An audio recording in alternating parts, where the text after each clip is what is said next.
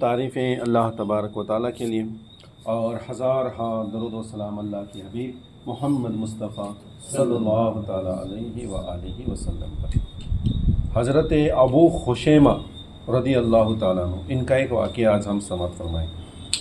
اسیران جمال مصطفیٰ یعنی حضور صلی اللہ تعالیٰ علیہ وآلہ وسلم کے حسن و جمال کے جو قیدی تھے، یعنی حضور صلی اللہ علیہ وسلم کے عاشقوں کی داستان ہم سماعت فرما رہے ہیں۔ جو حضور صلی اللہ علیہ وسلم کے صحابہ کرام، جنہوں نے حضور صلی اللہ تعالیٰ علیہ وسلم سے اپنی جان، مال، عزت، آبرو ہر شے سے بڑھ کر حضور سے محبت کی، ایسے عاشقوں کی داستانیں ہم سماعت فرما رہے تھے۔ ڈاکٹر طاہر القادری داماد برکاتہم عالیہ، مجدد رواں صدی، ان کی یہ کتاب ہے۔ اس کتاب سے ہم نے 40 صحابہ کرام کے واقعات سماعت فرمانے تھے، تو آج ہم ابو خشیمہ رضی اللہ تعالیٰ عنہ کا واقعہ سماعت فرمائیں۔ ان کا واقعہ جنگ تبوک کے وقت کا ہے۔ جنگ تبوک جب ہوئی تو اس وقت کے حالات ایسے تھے کہ سخت گرمی پڑی ہوئی تھی، مدینہ منورہ میں سخت گرمی کے حالات تھے، قحط حالی تھی، دشکار پڑا ہوا تھا، کھانے پینے کی چیزوں کی تنگی تھی، جانوروں کے چارے کی تنگی تھی، اور سورج آگ برسا رہا تھا، یعنی دوپہر کے وقت میں گھر سے باہر پڑنا مشکل تھا، سب طرف آتش کی صدائیں تھیں، یعنی آگ آگ آگ، اس طرح کی سخت گرمی۔ اور اس موسم میں جنگ کا ماحول بنا اور حضور صلی اللہ علیہ وسلم کو جنگ تبوک کے لیے نکلنا تھا، تو اعلان کیا گیا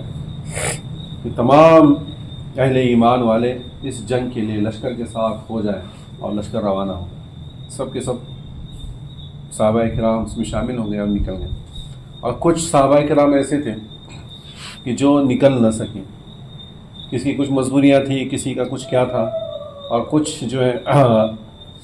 سخت گرمی کا موسم تھا، اور اس گرمی کے موسم میں باہر نکلنا کچھ لوگوں پر گزرا اور انہوں نے نکلنے پر تاخیر کی۔ تو اس کے اندر بھی جو ہے حضرت خشیمہ رضی اللہ تعالیٰ عنہ تھے۔ لشکر تو چلا گیا، اب انہوں نے کیا سوچا کہ میرے پاس تو سواری بھی ہے، اچھی سواری ہے، پیسہ ہے، مال و دولت ہے،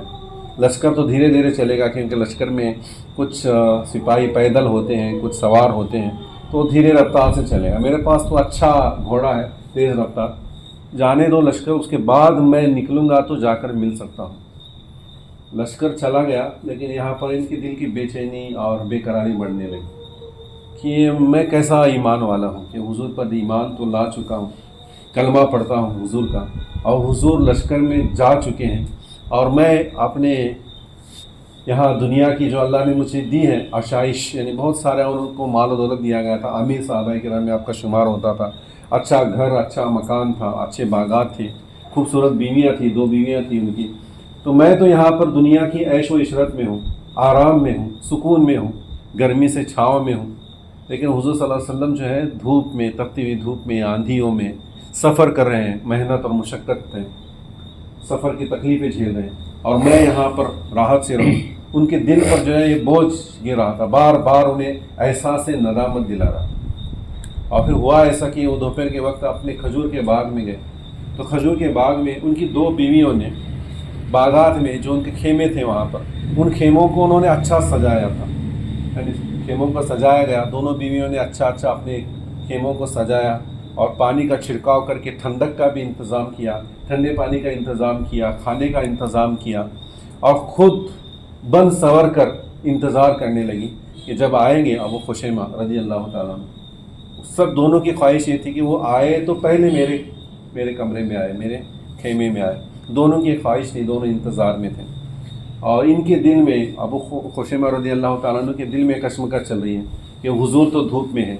حضور تو سفر میں ہے، حضور تو تکلیفیں سہ رہے ہیں، اور میں یہاں راحت میں ہوں، اپنے گھر میں ہوں، مکان میں ہوں، اپنے مدینہ منورہ میں ہوں، کھاتا پیتا ہنستا کھیلتا، اور حضور پر نہ جانے کیا بیت رہی ہوگی۔ ان کا دل انہیں بے چین کر رہا تھا،